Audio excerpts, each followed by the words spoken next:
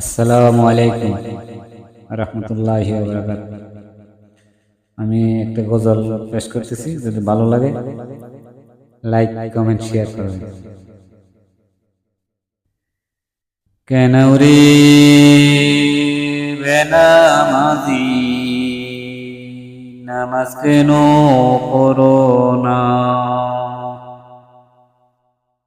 নামাজ বিনে হাসরেতে রেহাই তুমি পাইবা না। প্রথমে আসিবি ফজর, ফজর পড়িবে যে জনায়, ফজর হবে পায়ের হরম, তামার তাফার লাগবে না। কেন রে বেনামাজি নামাজ কেন পড়ো না? নামাজ বিনে হাসরেতে রেহাই তুমি পাইবা না। তারপর আসিবি জোহর, জোহর পড়িবে যে জনায়, জোহর হবে মাতার ছাতি, সূর্যের তাপ লাগবে না।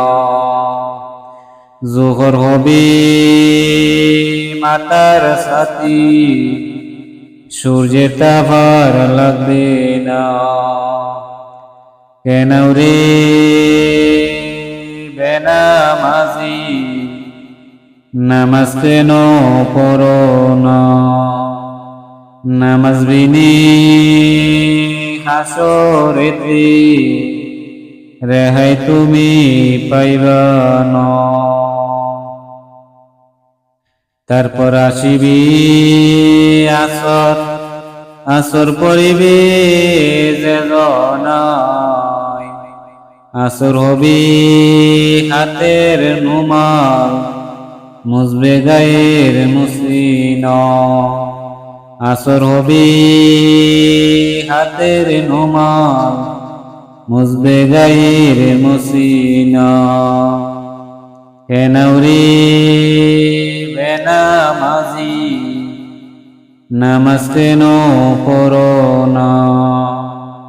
নামাজ বিনে হাসরেতে রেহাই তুমি পাইবা না। কেন রে বেনামাজি নামাজ কেন পড়ো না?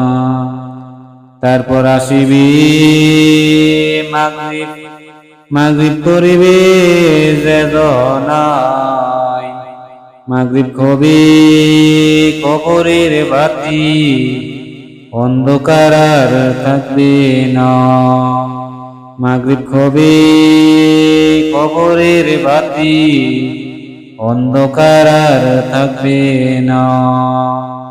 কেন রে বেনামাজি নামাজ কেন পড়ো না? নামাজ বিনে হাসরেতে রেহাই তুমি পাইবা না।